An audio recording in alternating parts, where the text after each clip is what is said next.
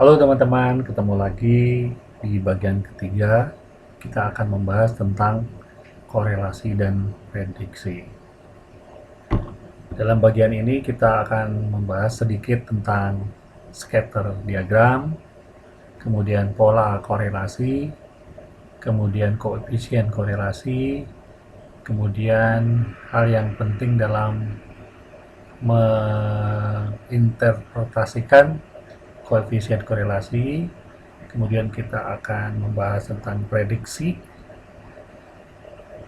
Kemudian kita singgung sedikit tentang multiple regression. Ya.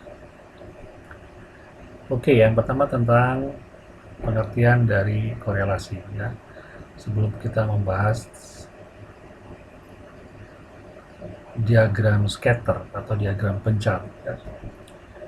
Korelasi merupakan statistik deskriptif yang menjelaskan hubungan dua variabel dengan jenis data interval, ya. Misalnya lamanya waktu tidur dengan tingkat mood.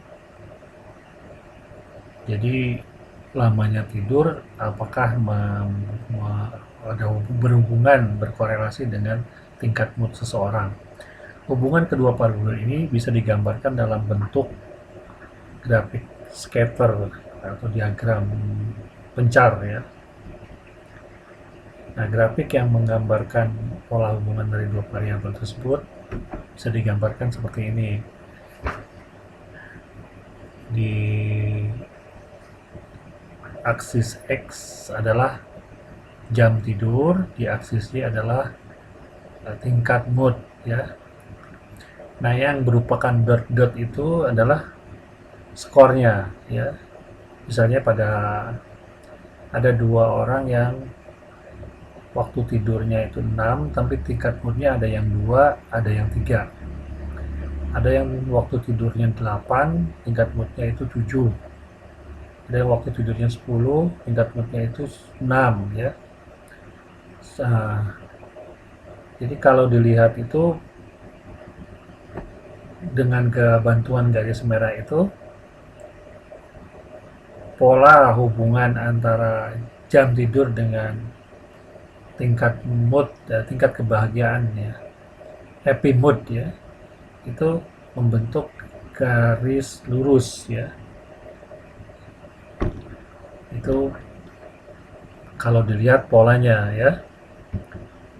Nah, jadi pola hubungan dua variabel itu ada 3 jenis. Pertama adalah linear correlation, korelasi yang berbentuk linear.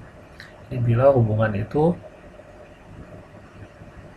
membentuk garis lurus, ya, bisa hubungannya positif, ya, dari kiri bawah ke kanan atas, ya, atau hubungannya negatif dari kiri atas ke kanan bawah, ya.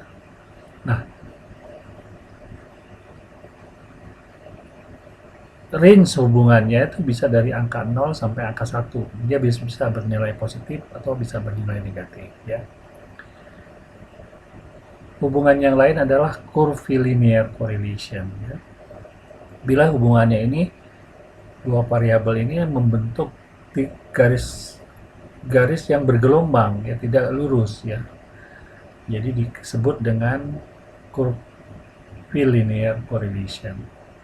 Bukan tidak berhubungan, tapi yang terakhir baru yang no correlation. Bila diagram pencar ini tidak ada pola yang jelas dari hubungan dua variabel tersebut, menyebar, ya, tidak punya pattern, ya.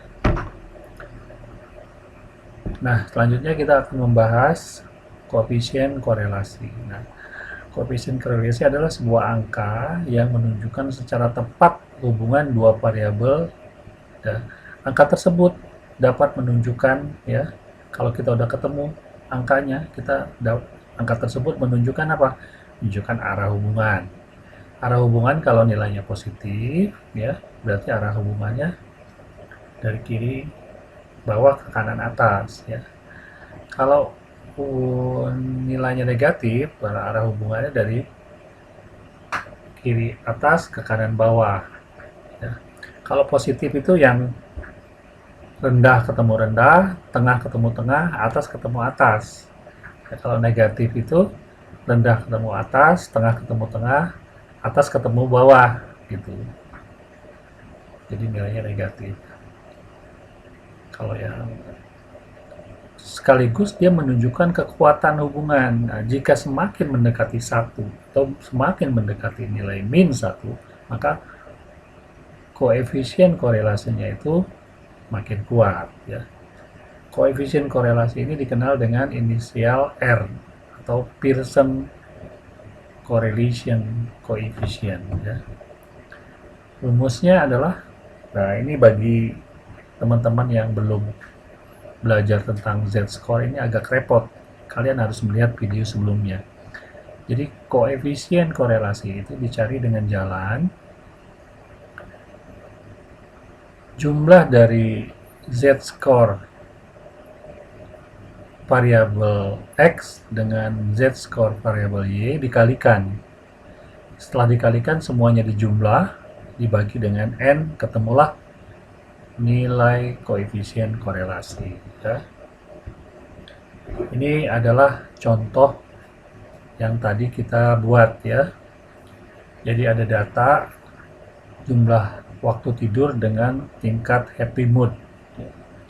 Ada waktu tidurnya 5, happy moodnya 2, waktu tidurnya 7 ya, happy moodnya 4, dan seterusnya ya. Kemudian nilai z-score-nya, nilai z-score x dan nilai z-score y harus dicari di sini dengan cara ya, nilai skornya ini dikurangi dengan nilai rata-ratanya 7 ya, dibagi dengan standar deviasinya. Standar deviasinya 1,63, dapatlah angka minus 1,22, dan lakukan itu kepada nilai-nilai yang lainnya untuk yang 7, 8, dan seterusnya. Begitu juga untuk happy mood, kita nyari nilai ZY-nya dengan cara nilai skornya dikurangi nilai rata-rata. Contohnya 2 ini, 2 dikurangi 4 dibagi dengan nilai standar deviasi 1,91. Ketemulah angka minus 1,04, dan seterusnya kita hitung ya. Kemudian hasil Z skor untuk X dan Z skor untuk Y dikalikan.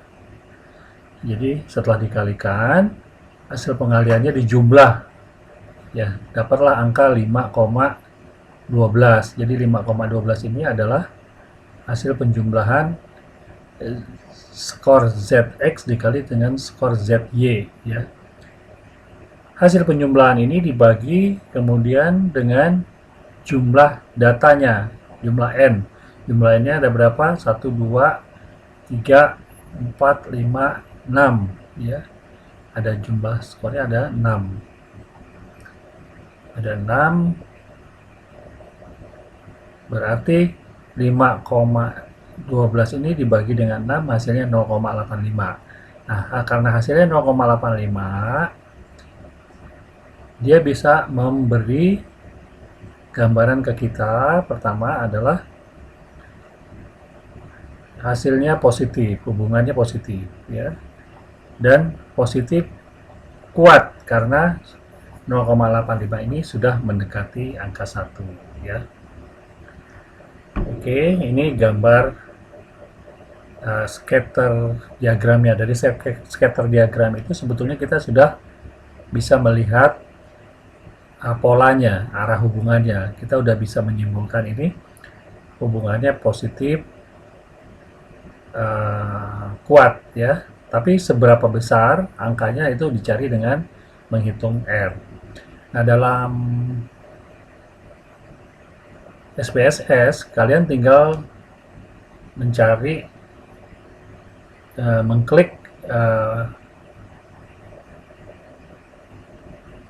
menu-menu tertentu sehingga dapatlah nilai R. Jadi nggak terlalu sulit. Cuma logikanya harus kalian peroleh dulu.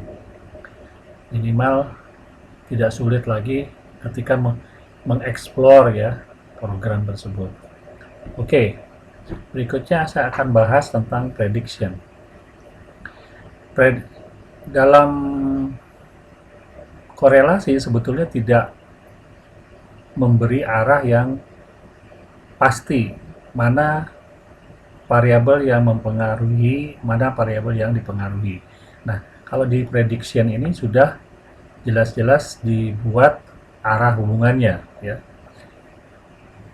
Jadi ada predictor variable disebut dengan X, contohnya tingkat pendidikan misalnya. Ada criterion variable Y, contohnya tingkat pendapatan. Nah, bila tingkat pendidikan dapat memprediksi tingkat pendapatan, maka prediktor variabelnya adalah tingkat pendidikan dan criterion variabelnya adalah tingkat pendapatan ya. Nah, sebagai contoh misalnya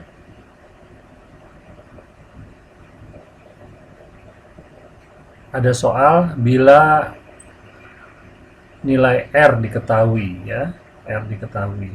R itu koefisien korelasi. Nah, koefisien korelasi untuk prediksi dua variabel itu sama dengan beta. Jadi R sama dengan beta. Nah, nilai Zx-nya itu 3. Ya. Berapa nilai Za-nya? Nilai prediktornya itu 3. Berapa nilai kriterion Za-nya? Jadi yang kita mau prediksi. Jawabannya mudah. Zy sama dengan beta atau R ya. Karena kalau dua variabel beta sama dengan R sebetulnya. Dikali dengan Zx. Nah, karena R-nya sudah diketahui 0,5, Zx-nya sudah diketahui 3, maka Zy-nya sama dengan 0,5 kali 3 sama dengan 1,5 ya. Kemudian bagaimana memprediksi dengan menggunakan raw score? Nah, maka raw score itu harus dirubah dulu ya, raw score pada prediktor variabel menjadi z-score dulu, baru dikalikan dengan beta. Setelah ketemu nilai z-score untuk yang criterion variable, maka si z-score criterion variable itu dirubah menjadi raw score lagi dengan cara mengalihkan standar deviasi ditambah dengan rata-rata pada nilai Y. Contohnya, misalnya seperti soal tadi ya yang kita sudah bahas dalam pembahasan sebelumnya, soal tentang lamanya tidur dan tingkat mood ya. Lamanya tidur adalah 7 dan standar deviasinya adalah 1,63. Sedangkan rata-rata happy mood adalah 4 dengan standar deviasinya 1,92. Nah, bagaimana prediction untuk anak yang tidurnya 4 jam? Nah, dengan kita tahu tentang seorang anak yang tidurnya 4 jam, kita bisa memprediksi ya, tingkat mood dari anak tersebut ya. Sementara correlation between sleep and mood, antara sleep dan mood diketahui 0,85. Nah, correlation ini, koefisien correlation sama dengan beta ya. Nah, caranya adalah dengan pertama tentunya merubah nilai X menjadi z-score X ya, dengan cara X dikurangi dengan rata-rata X dibagi dengan standar deviasi X. 4 minus 7 dibagi dengan 1,63 sama dengan minus 3 dibagi dengan 1,63 sama dengan minus 1,84. Nah, setelah ketemu minus 1,84, maka kita mencari nilai ZY dengan cara mengalihkan nilai koefisien korelasi atau beta dikalikan dengan nilai Zx yang sudah kita temukan tadi. Hasilnya adalah 0,85 dikali dengan minus 1,84, hasilnya minus 1,56. Nah, nilai minus 1,56 kan nilainya masih berupa nilai z-score. Untuk mengetahui nilai raw score-nya, maka nilai z-score untuk y ini dikali dengan nilai standar deviasi y ditambah dengan rata-rata variabel y. Hasilnya adalah 1,92 adalah standar deviasi y dikalikan dengan minus ya 1,56 sebagai nilai ZY ditambah dengan 4 nilai rata-rata Y. Hasilnya minus 3 ditambah 4 sama dengan 1. Berarti orang yang tidurnya 4 jam tadi, kita bisa prediksi tingkat moodnya adalah 1. Gitu.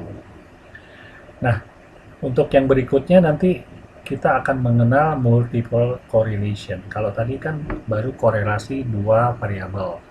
Kalau multiple correlation adalah hubungan sebuah kriterian variabel, variabel yang menjadi akibat dari dua variabel prediktor. Ya. Jadi prediktornya dua atau lebih. Sedangkan multiple regression adalah memprediksi skor pada kriterian variabel dari dua atau lebih prediktor variabel. Jadi variabel X-nya itu lebih banyak ya untuk memprediksi nilai Y. Nah, demikian kita bisa bahas pada kesempatan berikutnya. Sampai jumpa, mudah-mudahan bermanfaat. Terima kasih.